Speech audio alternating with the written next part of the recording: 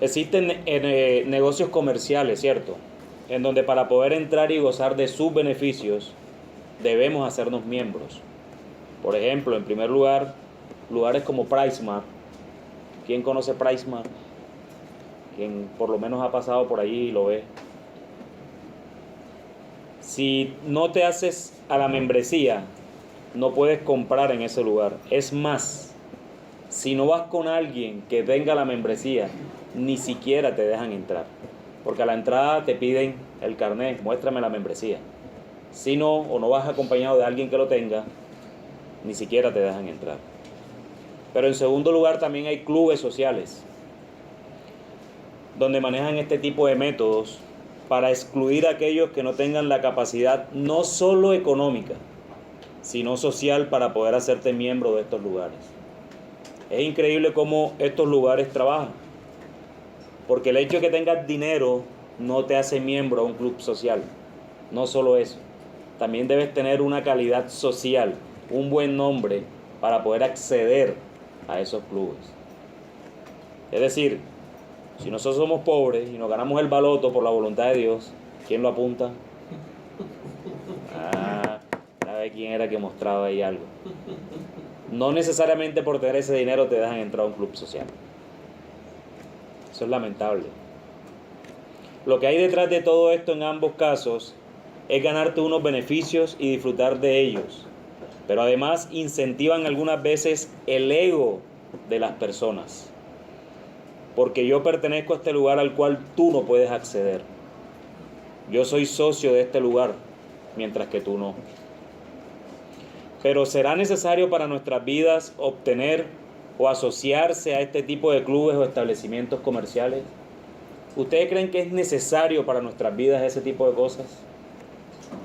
Pensemos un momento en que el Señor, aparte de su salvación, que ha sido el mejor regalo que nos ha dado, nos beneficie o nos bendiga con cosas materiales, incluso con un buen nombre dentro de la ciudad.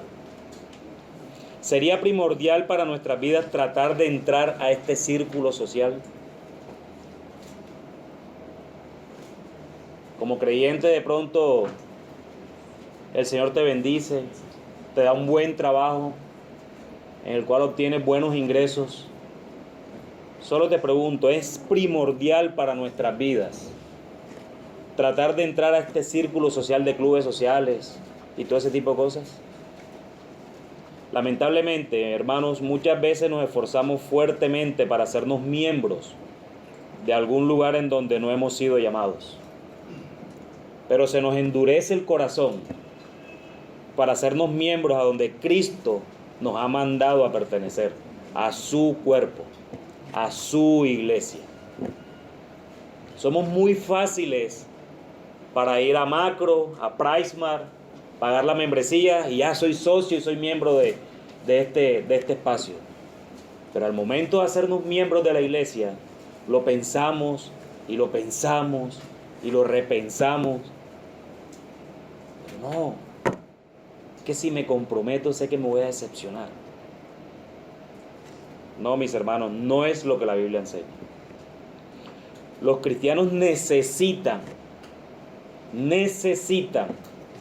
imperantemente ser miembros de una iglesia local, para que mediante la rendición de cuentas de una iglesia y la exhortación, seamos protegidos de los efectos engañadores y endurecedores del pecado. No es una opción pertenecer a una iglesia, mis hermanos. Nosotros no tenemos la opción de decir, de pronto sí, de pronto no. Yo soy creyente, yo hago parte de la Iglesia Universal de Cristo. ¡Wow! Tremendo. El Señor me salvó y yo lo sé. Pero eso solo lo vas a poder evidenciar en la iglesia local de Cristo. La Iglesia Universal es una iglesia invisible. Nadie sabe cuántos cristianos hay en el mundo, cuántos hermanos en la fe que profesan a Cristo como Señor y Salvador hay en el mundo. Pero sí lo podemos determinar a través de cómo tienen el deseo de acceder y de hacerse, de someterse a la iglesia local. Es un deseo primordial de un creyente someterme a la iglesia local. No es hacerme miembro, comprar una tarjetita o hacerme miembro del club social, no. Porque en el club social tú no te sometes. En PriceMart tú no te sometes. Tú vas, compras tu membresía y vas y compras las veces que quieras. Pero PriceMart no te dice cómo tienes que ir vestido y cosas así, o política o cosas de esas. No, lleva dinero y paga. Es lo único. Pero cuando uno hace parte o se hace miembro de la iglesia local, nos sometemos a la iglesia. Antes que examinemos un pasaje de la Escritura que nos muestra nuestra necesidad de la membresía de la iglesia, aclaremos qué queremos decir exactamente con membresía de la iglesia. Jonathan Leeman dice: la membresía de la iglesia es un pacto de unión entre una iglesia en particular y un cristiano. Un pacto que consiste en la afirmación de la iglesia de la profesión del evangelio del cristiano, la promesa de la iglesia de dar supervisión al cristiano y la promesa del cristiano de reunirse con la iglesia y someterse a su supervisión. Por lo menos, mis hermanos, en esta definición que Jonathan Leeman hace, hay 4 características principales. La primera es: la membresía de la iglesia es un pacto. Es un pacto, es decir, es un acuerdo solemne entre un creyente como los que estamos aquí y una iglesia local. Es un pacto que yo hago con la iglesia local, en donde me congrego. En segundo lugar, la iglesia afirma la profesión de fe en Cristo del cristiano.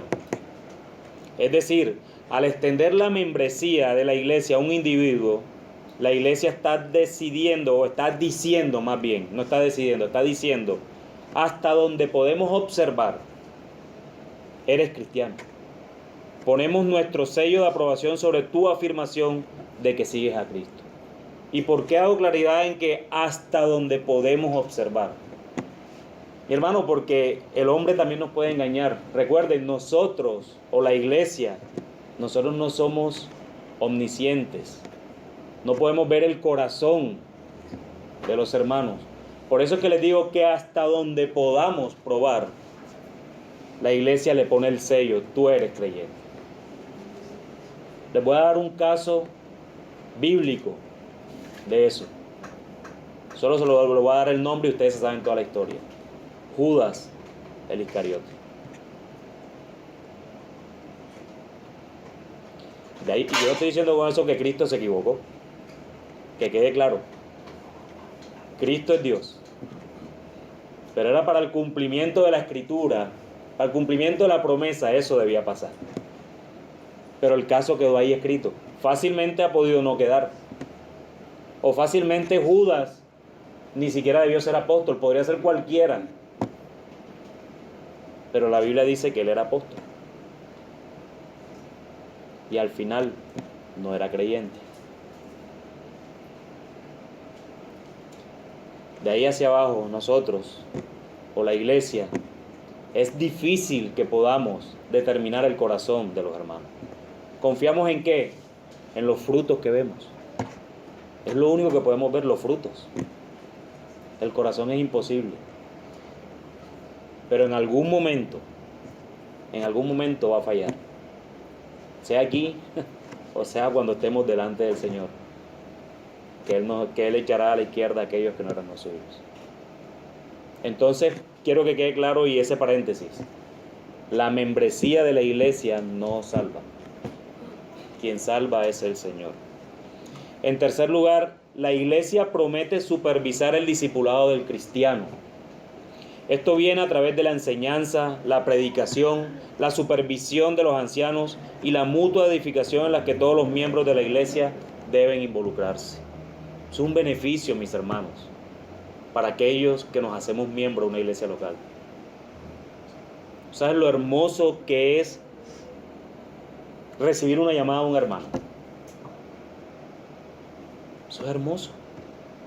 Solo con que te diga: mi hermano, Dios te bendiga, ¿cómo estás? O ¿cómo has estado de aquel problema que tú me comentaste? ¿Cómo has luchado con ese pecado con el que tú me comentaste? Esa es la iglesia. ¿O tú prefieres ir a contarle tus problemas a una persona que ni siquiera ha profesado ser cristiano? ¿Tú prefieres tener como mejor amigo a aquella persona que no está dentro de tu iglesia local? Esos son uno de los beneficios que tenemos aquí.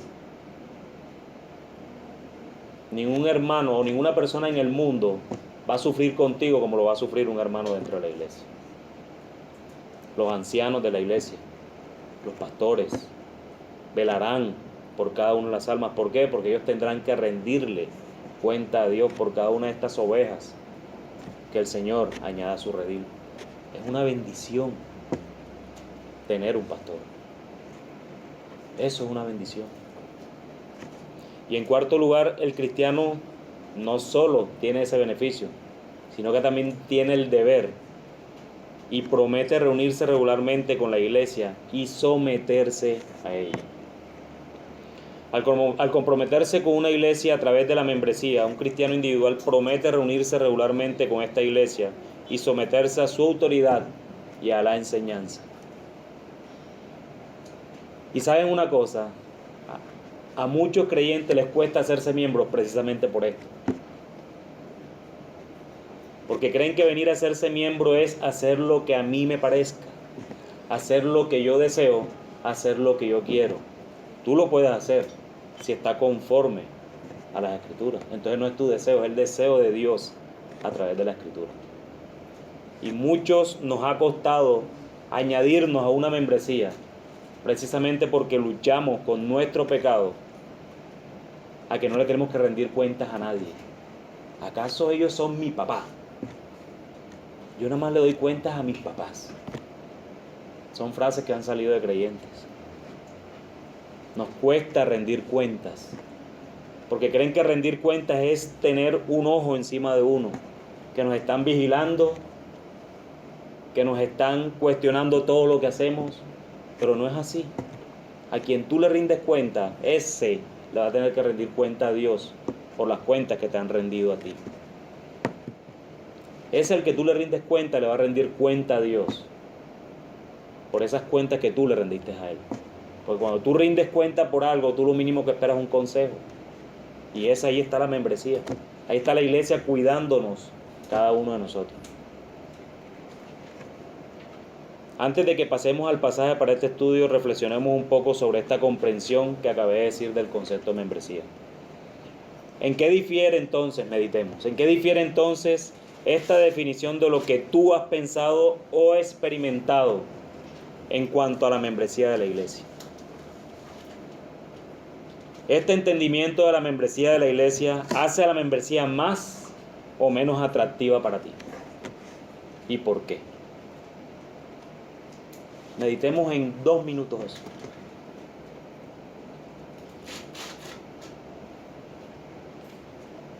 ¿Difiere lo que han pensado alguna vez de la membresía? Alza la mano quien conocía el concepto de membresía primero. Sin temor, mis hermanos, yo no voy a hacer examen. ¿Y difiere de lo que conocías de membresía? No. Stephanie, Carlos y Carlos, más o menos. Harley, no difiere. Este entendimiento de la membresía, ahora les pregunto a los que no conocen este entendimiento de la membresía, ¿la hace atractiva o no para ustedes? Freddy. Sí, porque le da un orden primero a la iglesia y a nosotros también como cuerpo de la iglesia. Diana.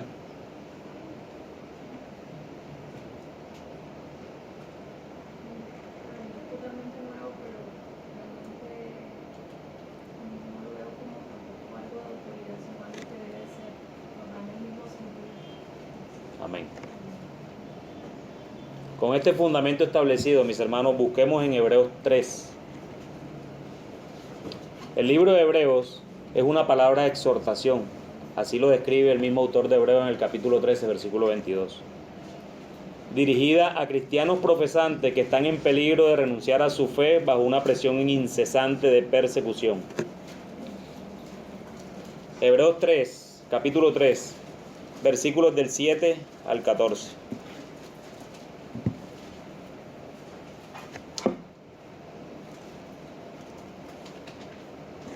Dice así la palabra de Dios. Por lo cual, como dice el Espíritu Santo, si oyereis hoy su voz, no endurezcáis vuestros corazones, como en la provocación, en el día de la tentación en el desierto, donde me tentaron vuestros padres, me probaron y vieron mis obras 40 años, a causa de lo cual me disgusté contra esa generación y dije, siempre andan vagando en su corazón y no han conocido mis caminos. Por tanto, juré en mi ira, no entrarán en mi reposo. Mirad, hermanos, que no haya en ninguno de vosotros corazón malo de incredulidad para apartarse del Dios vivo. Antes exhortaos los unos a los otros cada día, entre tanto que se dice hoy, para que ninguno de vosotros se endurezca por el engaño del pecado, porque somos hechos participantes de Cristo, con tal que retengamos firme hasta el fin nuestra confianza del principio. Vamos a utilizar la misma técnica que utilizamos el jueves. Pregunta, respuesta al texto, pregunta, respuesta al texto. Porque como yo les indicaba, es más fácil entender el texto cuando uno les hace preguntas al mismo texto, sin salirnos de allí. La primera pregunta es, ¿qué nos exhorta el Espíritu Santo a hacer? ¿Y qué significa eso? El Espíritu Santo en Hebreos 3, del 7 al 8, nos exhorta a no endurecer nuestros corazones, dice el versículo 7 y 8. Esto significa que no debemos rebelarnos contra Dios y su palabra, sino que debemos someternos humildemente a ella, antes que oponernos a Él.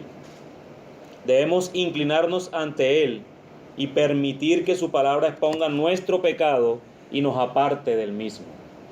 Eso es lo que nos exhorta el Espíritu Santo y eso es lo que significa esa exhortación.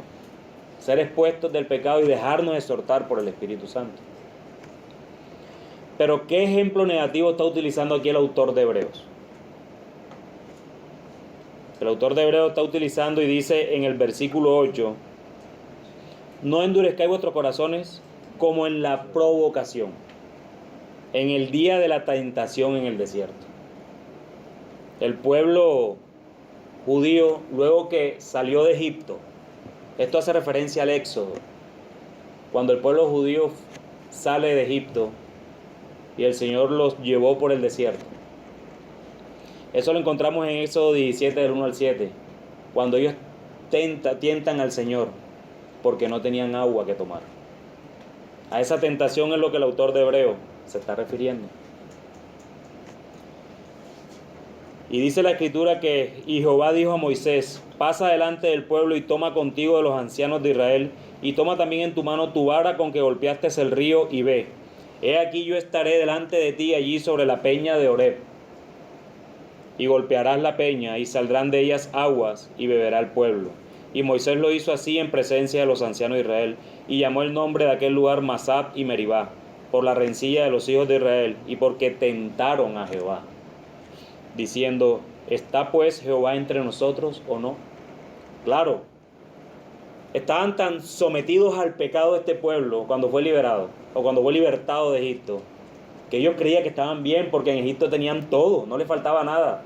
Estaban esclavizados pero comían y bebían como querían. El Señor los lleva al desierto y a los pocos días ya están rechinando porque no había que beber. Y miren la pregunta que hacen al final, ¿está pues Jehová entre nosotros o no? Le reclamaban a Moisés. Tentaron al Señor. El ejemplo negativo que expone el autor para nosotros es la murmuración de los israelitas en el desierto cuando no tenían agua. En este incidente el pueblo no confiaba en que Dios fuese fiel a su palabra y que proveería para ellos. En su lugar, como dice el Salmo 95, tentaron a Dios y demandaron de Él lo que querían inmediatamente. Entonces ya sabemos lo que el Espíritu exhorta. Y ya sabemos lo que el pueblo, por qué el Señor trató hacia el pueblo, porque lo tentaron. ¿Y qué les ocurrió a los israelitas que endurecieron sus corazones y desobedecieron a Dios? Hebreos 3 del 10 al 11 nos dice que los israelitas que desobedecieron a Dios fueron castigados por Dios, quien hizo que muriesen en el desierto en vez de entrar a la tierra prometida. Entonces, ¿qué debemos evitar que nos suceda según el autor de Hebreos? El autor de Hebreos nos dice que nos aseguremos de que ninguno de nosotros tenga un corazón malo o incrédulo que cause que neguemos al Dios vivo. En el versículo 12. Además, nos advierte que no seamos endurecidos por el engaño del pecado. En el versículo 13. Que el versículo 13 nos exhorte a no ser endurecidos por el engaño del pecado. Nos enseña que el pecado es una fuerza activa y peligrosa dentro de nosotros. No fuera, dentro de nosotros. Es muy fácil ir a buscar el pecado afuera, justificarnos. No es que yo fallé porque tú, yo fallé porque él, yo fallé porque en mi trabajo, yo fallé porque en mi casa, yo fallé porque mi esposa, yo fallé porque mis hijos. Mientras que el autor de Hebreos aquí nos está diciendo es por el pecado que hay en nosotros. Nos enseña que el pecado puede endurecernos, puede atraernos a una vida de una pecaminosidad cada vez más grande, hasta que nuestros corazones dejen de ser sensibles a la palabra de Dios y dejen de ser redarguidos por el Espíritu Santo. En resumen, el versículo 13 nos enseña que el pecado es un enemigo letal y peligroso de nosotros. ¿Qué nos dice estos pasajes que hagamos para asegurarnos de que no neguemos al Dios vivo? Otra pregunta que se le puede hacer al texto. Este pasaje nos enseña a exhortarnos los unos a los otros cada día. Exhortarnos los unos a los otros cada día para asegurarnos que no neguemos al Dios vivo. Ahí está la iglesia funcionando. Es ahí el pasaje clave de todos estos textos. Miren, el Espíritu Santo los exhorta. No hagan lo que hizo el pueblo de Israel. Entonces, ¿qué hacemos? Pregunta el pueblo.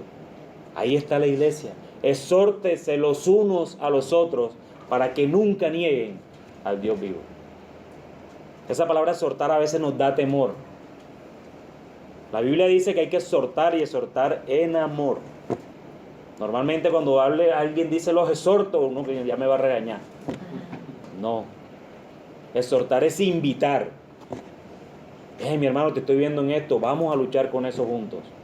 Dame esa carga y luchamos juntos con él o contra él.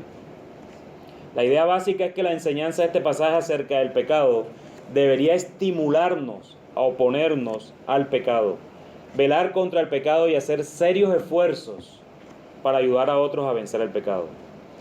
Antes que ser pasivos y descansar en una falsa sensación de seguridad con respecto al pecado, debemos ayudar a otros a que venzan el pecado y a buscar la ayuda de otros para vencer el pecado nuestro.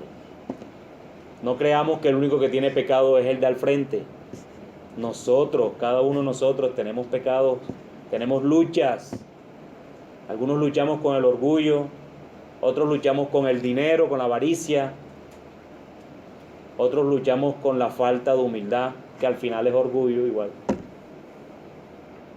Otros luchamos con la flojera espiritual y aún con la flojera física. Son luchas que cada uno de nosotros tenemos. Y así como queremos ayudar al hermano a que salga de su pecado, también breguemos por buscar a un hermano que nos ayude con el nuestro. ¿Y eso dónde lo hace? Lo vas a ir a buscar al tendero de la esquina de la casa. O vas a tu trabajo y le cuentas a tu jefe tus problemas. No, hermanos. Eso se consigue aquí, en la iglesia. Por eso la necesidad de la membresía dentro de la iglesia. Una frase que me encanta que dijo John Owen. Siempre debes matar al pecado, o el pecado te va a matar a ti. Siempre tenemos que bregar por matar el pecado, o el pecado nos va a matar a nosotros. Se debería enfatizar que uno de los argumentos principales del autor es que no estamos en este esfuerzo solo, sino que debemos exhortarnos los unos a los otros de modo que no seamos endurecidos por el engaño del pecado. Debido a que el pecado mora en nosotros, necesitamos a otros que nos ayuden a desenmascarar esos pecados. Muchas veces tenemos luchas con pecados que ni siquiera conocemos. Y hay hermanos que con amor se acercan a nosotros. Hey, he notado esto en ti. Y hay que aceptarlo con amor. Pero eso ¿dónde pasa? Con el cachaco de la tienda. Porque te lo dice el cachaco de la tienda y lo va a saber medio barrio. Tú Tú no sabes que el cristianito ese tiene problemas con el trago. Aquí vino a comprar una cerveza. Y él me dijo que tenía problemas con el trago. No, mis hermanos. Eso lo luchamos aquí entre nosotros. Y eso no es ser sectarios. Eso es ser diligentes. Porque tenemos que dar testimonio al mundo. Y nosotros tenemos que bregar unos a otros en que tu testimonio sea glorificado Cristo. ¿De qué forma es alguien especialmente susceptible a ser endurecido por el engaño del pecado cuando no es miembro de la iglesia local? Ahora nos vamos al otro lado. Pero si yo puedo luchar solo con eso, yo no necesito una iglesia para eso. ¿Quién dijo que yo necesito a alguien que me esté diciendo? Si yo reconozco mis pecados, yo lo puedo solo. Alguien que no es miembro de una iglesia es especialmente propenso a ser endurecido por el engaño del pecado porque no es responsable delante de nadie. Mira, cuando nosotros nos hacemos miembro de una iglesia local, cada cosa de tu vida que haces, cada cosa, te estoy diciendo todas las cosas que te puedes imaginar y que puedes estar imaginando en estos momentos, cada cosa que haces va a afectar positiva o negativamente a tu iglesia local. La va a afectar. Pero si hay una persona que no pertenece a la iglesia local, ¿a quién le rinde cuentas? A nadie. ¿Cómo va a ser exhortado si no rinde cuentas? No puede. Y eso va a provocar en esa persona que se endurezca y se siga endureciendo y se endurezca hasta tal punto que el pecado lo va a matar. Mire, el instrumento del Señor, como se lo dije al principio, el instrumento que el Señor ha dado para nosotros es la iglesia. Es la iglesia. Los hermanos miembros de la iglesia están bajo la autoridad de la misma iglesia. Se han encomendado unos a otros para velar por sus vidas. Y si un miembro de una iglesia comienza a estimar el pecado más que a Jesús, la iglesia entera es llamada a buscar a este individuo hasta el punto de la exclusión de la membresía si él o ella no se arrepiente. El problema de rechazar la unión con una iglesia es que simplemente puedes irte en cualquier momento sin ninguna consecuencia relevante. No, yo andaba en mi pecado, pero nadie me dijo nada. Y tú le comentaste a alguien eso. ¿Cómo nos damos cuenta si no hablas? Pero ¿cómo hablas si no perteneces? ¿Y cómo perteneces si no quieres pertenecer? El deseo de un creyente es querer pertenecer a la iglesia de Cristo, estar con aquellos hermanos que Cristo también salvó. Es paradójico ver un creyente cuando su mejor amigo no es creyente. Es increíblemente paradójico eso. Ahora, con esto no quiero decir de que no conozca gente del mundo. De hecho, y con dolor en mi alma, yo tengo que manifestar que los que eran mis mejores amigos, ninguno es creyente. Pero el mismo Señor va apartándonos más allá del dolor de nuestra carne. Porque si le ponemos el sentimiento a esto, me dejo llevar por el mundo. Y hoy mis mejores amigos están en la iglesia. Juanqui, me debe un regalo, amor y amistad.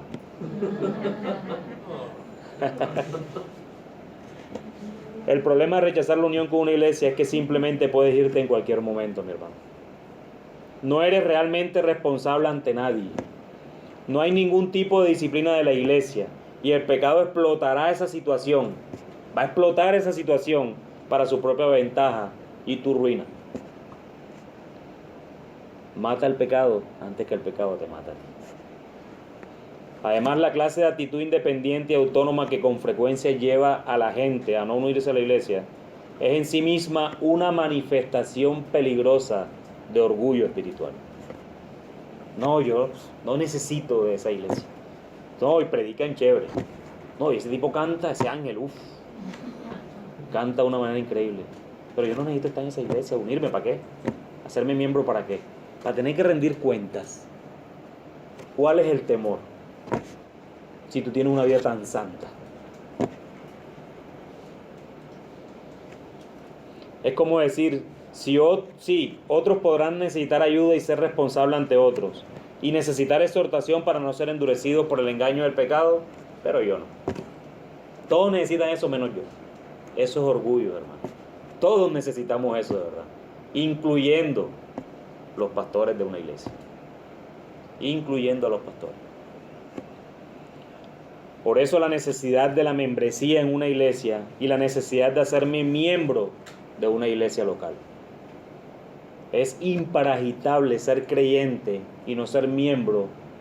Es paradójico ser creyente y no ser miembro de una iglesia local. También es cierto, hermanos, que hay hermanos genuinos en la fe que no tienen dónde hacerse miembro. Y eso también es una realidad.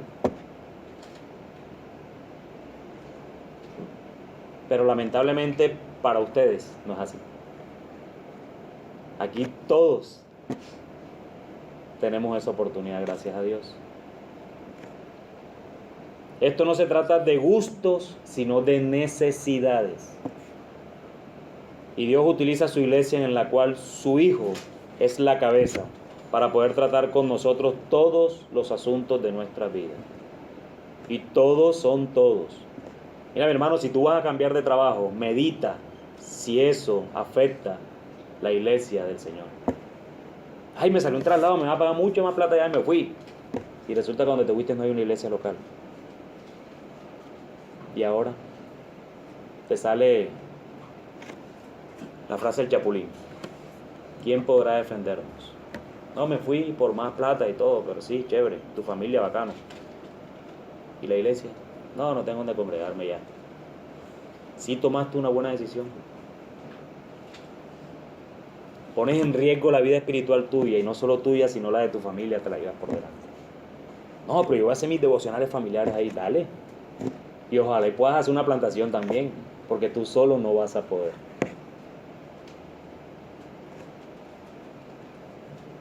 Si nos vamos a mudar dentro de la misma localidad, incluso eso afecta. Yo hoy vivo aquí a 10 minutos, pero voy a mudarme hacia más allá o hacia más al sur, como quieran. Si eso afecta mi venida a la iglesia, debo meditarlo bien, cuando está en mis posibilidades, porque también puede ser un tema que pasó porque tenía que pasar así, y ahí sin nada que hacer. Pero si todas esas decisiones afectan tu servicio a la iglesia, hay que pensarlo bien. No es sensato que un creyente confíe más en una persona del mundo antes que un hermano en la fe, como lo dije ahorita. Dios utiliza su iglesia como instrumento para edificarnos, para consolarnos, para animarnos, para exhortarnos y para confrontarnos. Pero pregunto, ¿cómo sabemos que somos participantes de Cristo? ¿Cómo lo sabemos?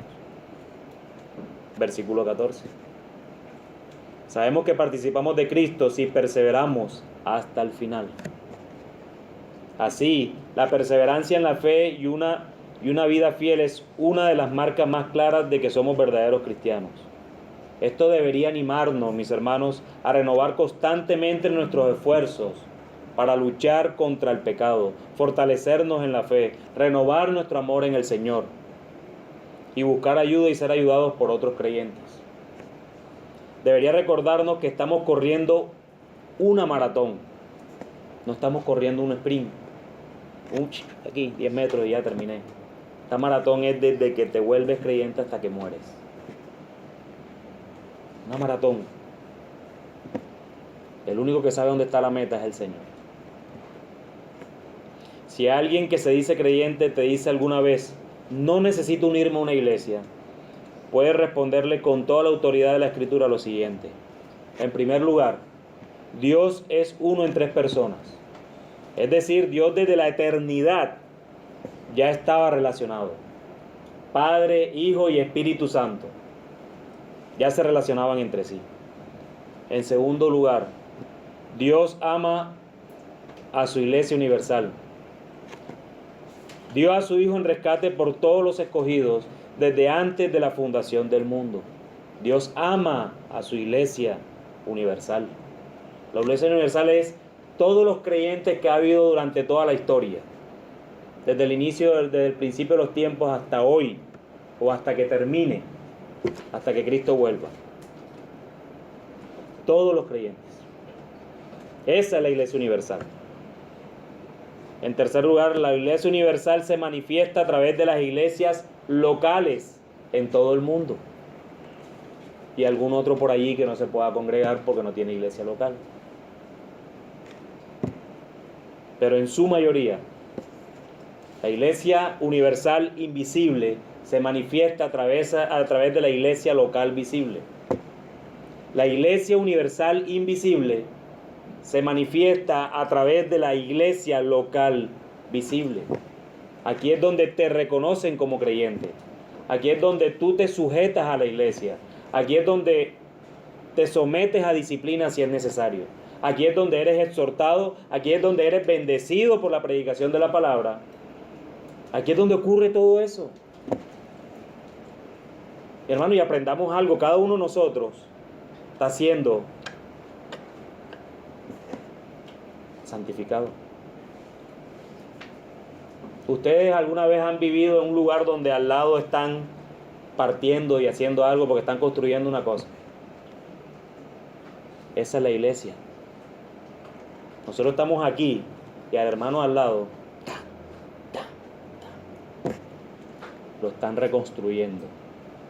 El hermano al lado le están dando cincel. Y eso a veces nos fastidia. Pero te digo en que debes descansar. De que de pronto a ese hermano al lado le fastidia también que a ti también te están dando cincel. Que a veces miramos más hacia afuera que lo que tenemos que mirar hacia adentro. Estamos en reconstrucción. Y así será, y así fue prometido hasta la venida de Cristo. Vamos a hacer ta. Con que se vayan hoy, con que digan ta. Se me metió el ritmo. Ta. En cuarto lugar, es la iglesia local la que reconoce tu fe, así como también reconoce a sus ministros y a sus diáconos. Es la iglesia la que en última instancia disciplina al pecador no arrepentido hasta llegar a expulsarlo si es necesario. Mateo 18.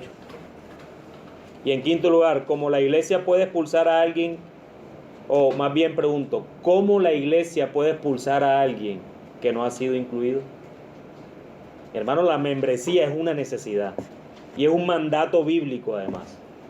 Como decía Ángel domingo pasado, sí, pero es que yo nunca he visto la palabra membresía en la Biblia. Y así es para todo. Así es para la Trinidad igual. Pero implícitamente ahí está. Y más, el apóstol Pablo utiliza mucho el cuerpo como ejemplo de esto. Cada uno somos miembros. ¿Miembros de dónde? De un cuerpo. Y si eres miembro, es porque hay una membresía.